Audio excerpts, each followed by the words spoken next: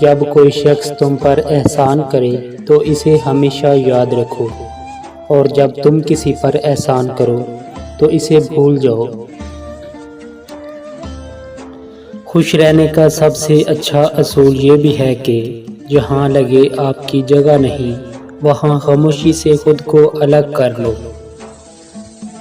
پریشانی میں مذاق اور خوشی میں تانا مت دو، کیونکہ اس سے رشتوں میں موجود محبت ختم ہو جاتی ہے۔ جو انسان جتنا خاموش رہتا ہے وہ اپنی عزت کو اتنا محفوظ رکھتا ہے۔ کسی کا دل توڑ کر معافی مانگنا بہت آسان ہے، لیکن اپنا دل ٹوٹنے پر کسی کو معاف کر دینا بہت مشکل ہے۔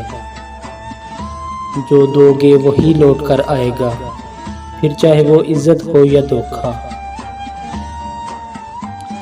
بعض اوقات دعائیں اللہ کے فیصلے نہیں بدلتی، مگر آپ کا دل بدل دیتی ہیں اور اللہ کے فیصلے کے مطابق کر دیتی ہیں۔ اگر کوئی آپ سے ناراض ہے اور اسے اس بات کا غرور ہے کہ آپ اسے منا لو گے، تو اس کے غرور کو ٹوٹنے مت دینا۔ عاجزی یہ ہے کہ انسان دوسروں کے اندر ایک برائی دیکھے تو اسے اپنی 10 یاد آ جائیں۔ رشتے اور شیشے دونوں انسان کی غفلت سے ہی ٹوٹتے ہیں۔ ہمیں یہ یاد رکھنا چاہیے کہ شیشے کا متبادل تو شیشہ مل جاتا ہے، لیکن رشتے کا متبادل رشتہ نہیں ملتا۔